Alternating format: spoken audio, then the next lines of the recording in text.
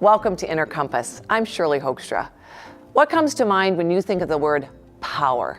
Does it control others or does it free others to flourish? Power resides in every one of us, either to cling on to or to give away. And today's guest believes this realization could change our entire culture for the better. Join us on Inner Compass. From the campus of Calvin College, this is Inner Compass, exploring how people use faith and ethics to guide them through critical issues of today. My guest today is Andy Crouch, contributing editor to Christianity Today magazine and author of the book Culture Making, Recovering Our Creative Calling. Welcome, Andy. Thank you so much. It's a pleasure to be here. Well, you talk about power. What is your definition of power, and why do people feel the way they do about it? Yes, I find that power produces very strong feelings. And often when we say the word power, we think of force. We think of coercion, a fist or worse. But when I think of power, I think of the ability to make something of the world, the ability to make a change in the world. But of course, that phrase also implies the ability to figure out the world. And so power is both the ability to make change in the world and the ability to interpret and make meaning out of the world. So you've taken what some people would call a hard word, power, right? Hard word. And you've made it an inviting word. You call it in your book that culture is actually, culture making, this power is a gift. You know, my publisher actually for my next book, which will be about power, suggested I might not want to use that word in the title because it is such an off-putting word. But I actually think we have to approach these hard words honestly, because power, it is a gift. Power, the ability to make something of the world is, first of all, a property of life. It's what all of life has. And life is a gift. But it is hard. Power is dangerous, and not just coercive power, not just force, but the power of celebrity, the power of creativity. There are lots of kinds of power that aren't violent, that still place us at real risk if we don't understand what we're dealing with.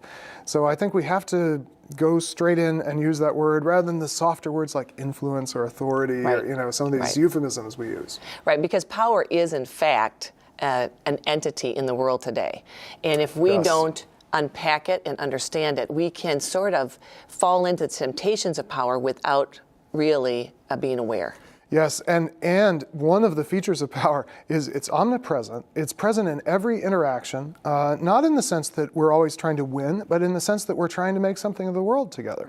But it's also nearly invisible. It's very hard to measure. And so it's very easy to pretend it's not there. You compare power with money and sex. Yeah, right.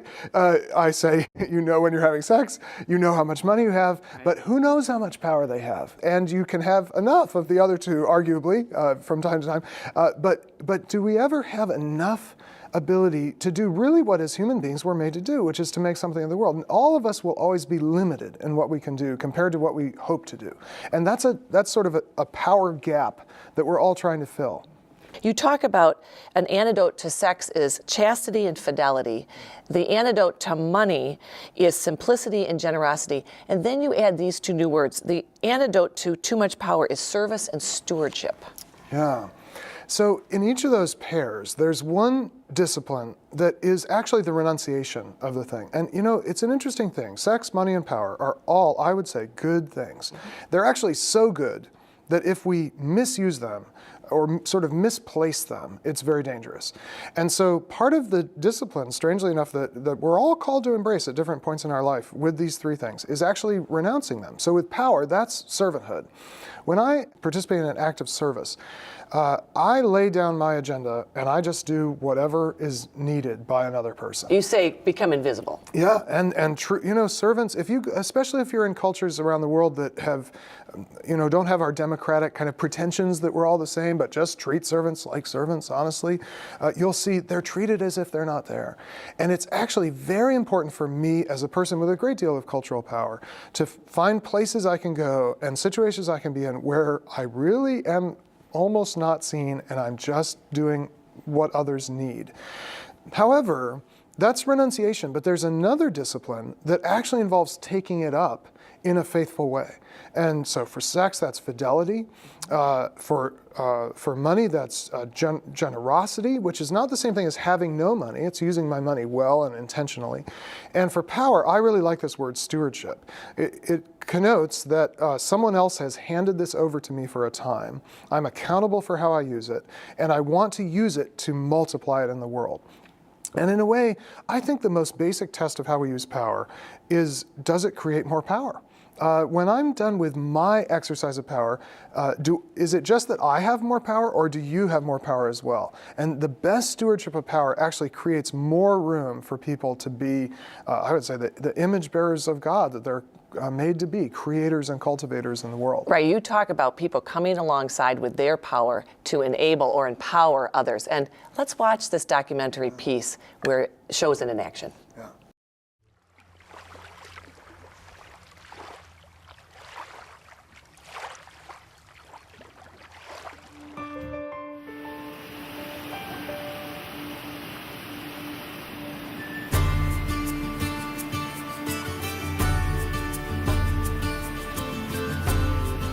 I'm Mark Buchanan. I'm the pastor at New Life Community Baptist Church in Duncan. I've been in this valley for 10 years. This is a Cowichan River. It's one of the most beautiful rivers in the world. For thousands of years, this has been important to the Cowichan tribes. Back in the early part of the 1800s, when the Cowichan were over in the Fraser River across the water where they went for the seasonal fishing grounds, the British moved in.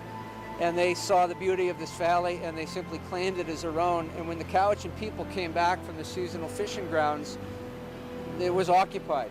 There was never any payment. A lot of the land, including the church that I pastor, is on land that was stolen. And just how that gets settled and what it's going to cost us becomes deeply personal.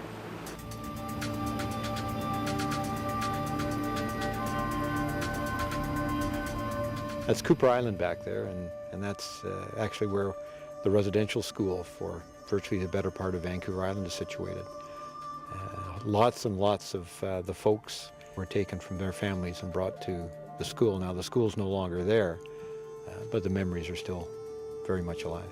The government and some churches within Canada were in partnership to take Native children from their homes, in some cases move them hundreds of miles away.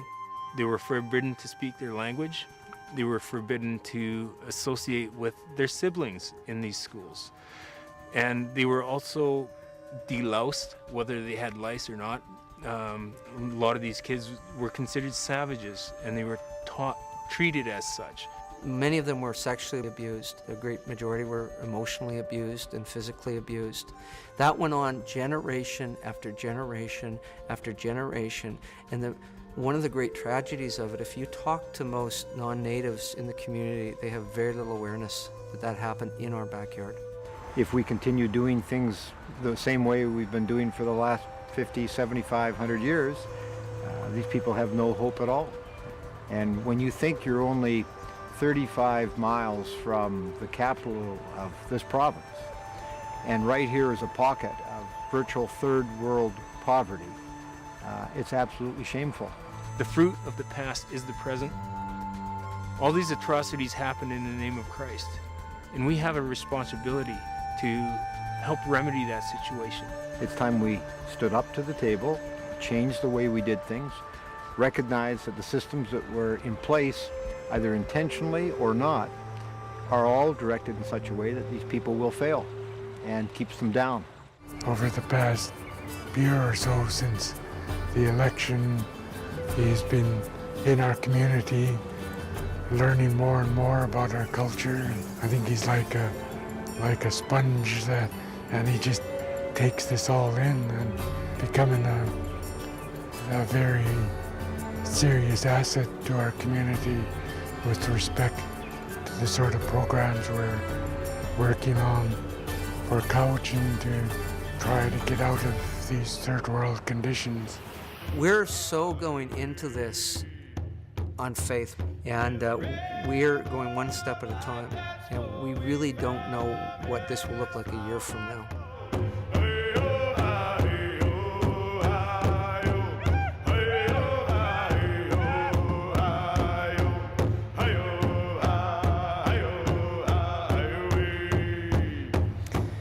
So Andy, when you made this film, this project was at a particular point where they were hoping for change. Has any change happened there? Well, this has been quite an extraordinary story to follow. I sort of stumbled on it when I was looking for stories of Christian communities that were making a difference in the community around them. And on Vancouver Island, I found these three men who we chose to focus on the documentary and the communities they lead. A pastor, a former mayor and provincial politician, and a First Nations or Native Canadian leader. And the really wonderful thing, this is what you always hope will happen when you exercise creative power. You know, we made this 12-minute documentary about what they were discovering and how they were trying to collaborate. And they've actually gone on to use the documentary we produced to start conversations all over Western Canada, especially in churches, which unfortunately, majority culture churches often are unaware of the real history of oppression and abuse of power against First Nations people. And so they've, with thousands of people now, have started these conversations. This town, Duncan, where we shot the film, was the host of the continent-wide Native Games, sort of the American and Canadian Indian Olympics, you could say. And a couple of years after we shot this, the partnerships between local churches and the majority community, the city leaders, civic leaders, had progressed to the point that there was this huge outpouring of volunteer support from majority culture, or immigrant white Canadians, to support the Native Games in a way that rarely happens. So information was power in this case. Yes, just saying this actually happened. Here's what happened right in our backyard, which many people we show in the film. Graham Bruce, who's a politician who grew up in this town, until he was in his 30s, he didn't even know what the residential schools had been and how much had been stolen from First Nations people in those schools. This gets to the harsh reality of power, doesn't it? That power is very inequitably distributed. That the God-given calling each of us has to make something in the world gets squelched when some of us take on kind of exaggerated or hypertrophied kind of visions of ourselves and our power, which unfortunately happened in a systemic way for the majority or the white British community. When some people play God to too great an extent, others lose their ability to bear the image of God at all. And that is the story, unfortunately, of Native Americans, both in Canada and in this country. Because you say everybody has something to contribute. All of us could be this culture-making kind of person. Absolutely. But what if we don't feel like we have anything to offer? How do we do it then? Well, it's actually quite a common feeling. And even people who seem to us very powerful, when they go to bed at night, they think, oh, I'm not getting anything done, So in a way, it's a common experience. And I think actually the only real remedy for it is the biblical Christian, Jewish and Christian message that we are created in the image of a creator. And no matter whether you have been granted a lot of power or not by the culture or society that you live in a way is almost irrelevant because you have a direct line to the true creator of the world who has invested you with his image. I had the great privilege in my kind of formative years of worshiping in an African-American church and ending up playing piano in a black church. At the beginning, I knew nothing about how to play black gospel, but they taught me. They were very, very patient. And I was able to witness from inside this community how worship and the sustaining of a community life can preserve a sense of cultural power, even when the wider culture doesn't seem to be granting you a great deal of power. We think about power as a creative entity when we accept your definition. Yes, that's right. Rather than just coercion. In fact, I think coercion is very thin. There are only so many things you can order someone to do at the point of a gun, The thing you can never order someone to do is be creative. If you point a gun at someone and say, be creative, I guarantee they will not be creative. Oh, you should shut down. Right, exactly. Right. Or be spontaneous. Right. So actually, coercion has a very limited range of things it can do in the world, whereas creativity can make this extraordinary world we find ourselves in, both natural and cultural. Well, and creativity usually takes more than one. Now, you can be creative as a solo person, but don't you expand your creativity when you are offering it to others or bringing others into it? Yes, very much so. In fact, I actually wonder if anyone can truly be creative alone. I always think about Emily Dickinson, who's maybe the most famously reclusive, solitary major poet in American history. But we come to find out that Emily Dickinson carried on this correspondence with a Presbyterian pastor for decades. And she would send him her poems, and she would say, I don't think this is very good. And he would say, no, actually, I think it's pretty good. He collected her poems after she died. Without that relationship, we wouldn't know who Emily Dickinson was. Right. So even a reclusive poet, which is one of the few things you can actually create all by yourself is poetry, needed another human being to create what she created. And actually, you need more people than one for an exercise of power. Yes, I mean, that's right? Because if you're actually trying to influence in a positive way or try to create something new, you have to give it to somebody. Yes, and everyone in that transaction has power. It's not just me. When I publish a book, for example, there's certain kinds of power that come from being an author, I suppose. But my readers have power too. They can put the book down. They can neglect it. They can not tell their friends about it. Or they can take it up themselves, take it further, write their thoughts on a blog or in their own book, And that's really, I think, when power is at its best, it's being shared and it's multiplying, rather than being hoarded and being diminished, where I just try to get all the power and you have none. And you talk about this concept as a way to love people. When you love someone, it actually unlocks the power that could be within. Yeah. I see power as very related to flourishing. Power is given for flourishing. The reason that we have power in the world is so that the natural world as well as other human beings will flourish. So if I love someone, I desire for them to flourish. And what is that but that I desire for them to exercise their particular capacity, their talents, their temperament, all these things that make them just uniquely them at this moment in history and time. And so to love someone is to open up space for power. We might multiply it in an astounding way. Yes, isn't it? I think it's very dangerous to actually oppose power and love, as if I love you, I won't use power. Now, certainly if I love you, I will not dominate you. I won't overrule you. But actually, if I love you, I will want to exercise my power so that you can flourish, which means that you get to exercise your power. Which is what, when I was thinking about your two words, servant and stewardship, and part of the argument there is to become invisible. But then I thought, well, what about if your calling is to be a politician or a president or in charge of something where you need to be visible and you need to stand up and say, here's where we're going? How does it mix up? So I would say everyone needs disciplines of servanthood in their life, like periods of time or seasons of their life where they are not visible. I think it's actually very toxic to spend your whole life sort of chasing the spotlight, as it were. But most of us, I would say, are not called to permanent invisibility or even to permanent servanthood in the narrow sense of sort of abandoning our agenda, because we've been created in the image of God and we have something to offer the world. So I actually would celebrate people who see themselves as stewards of power. The only trick is it's easy to mislead yourself and to think that you're being a good steward of power when you're actually just accumulating power for yourself. And power is a very slippery, deceptive thing. If we don't have other people around us helping us to evaluate how we're using it, then we're in danger of misleading ourselves and others. You talk about the illusion of power. Yeah. Right. Princess Diana and Mother Teresa died in the very same week. Yeah. And if you watch their funerals, they were very different. One had the pomp and circumstance of a very powerful, visible person. And then Mother Teresa had a much simpler, very simple casket, although there was some escorts for her body to different places. It was different. Yes. And yet, if you were to calculate the power, the lasting power, they both have some. Yes. Right? But one perhaps thought that their power resided within themselves, and Mother Teresa perhaps understood that her power came because of what she was sharing with the world.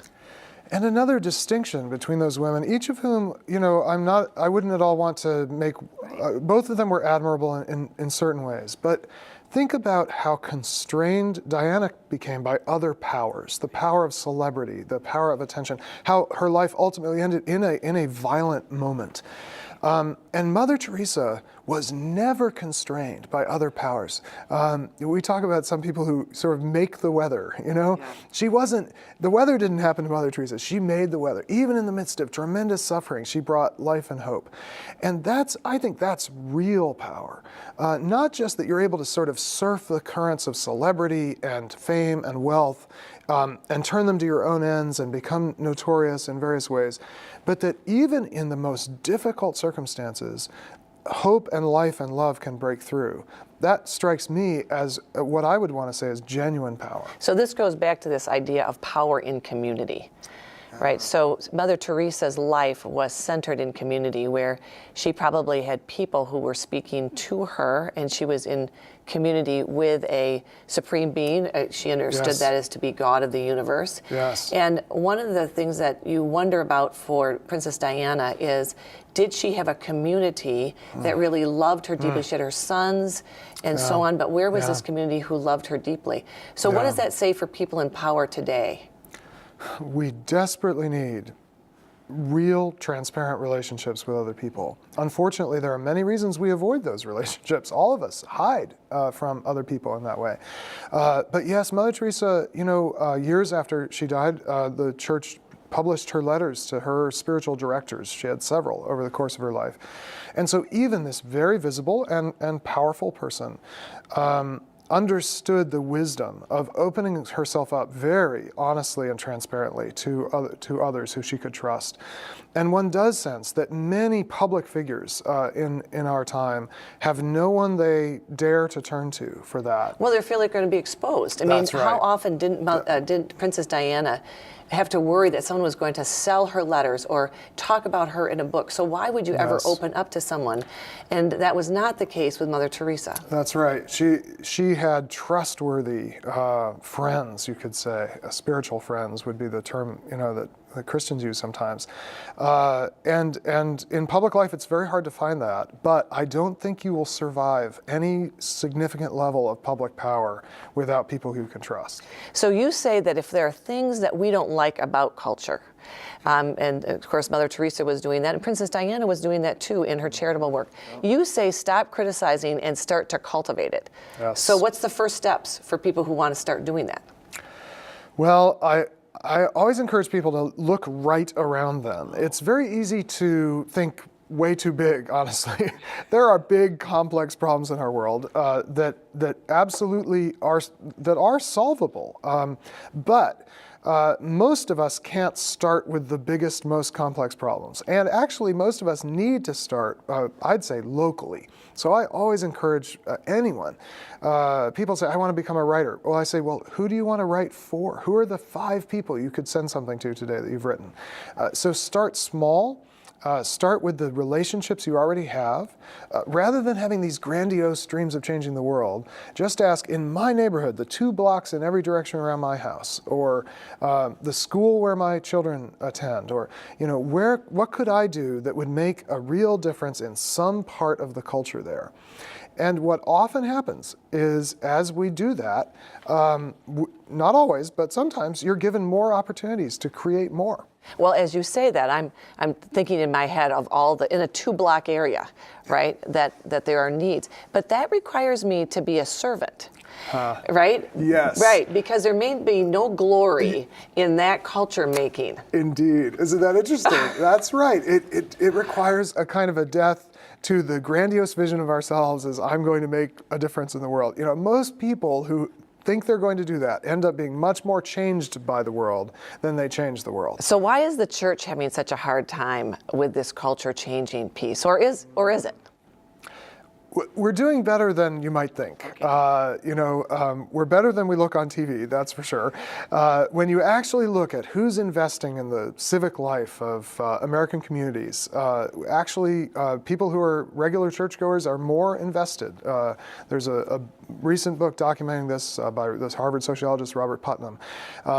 And so we need to not underestimate how much Christians and other people of faith are actually doing to serve their communities. At the same time, churches have a problem, which is that they run on volunteer labor.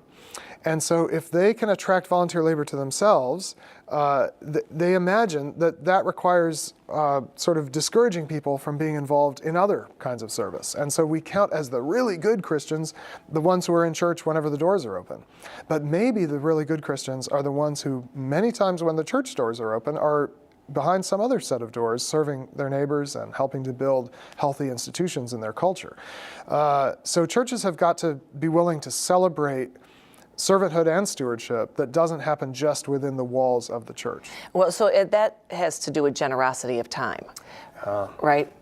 Because if you want the people's time for your particular causes, when in fact they might be called to this culture-making piece, you might have to share.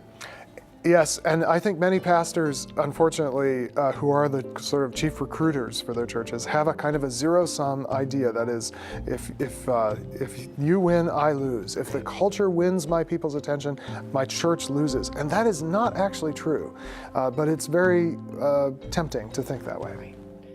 My guest today has been Andy Crouch, contributing editor to Christianity Today magazine and author of the book, Culture Making, Recovering Our Creative Calling. I'm Shirley Hoogstra, and thank you for watching Inner Compass.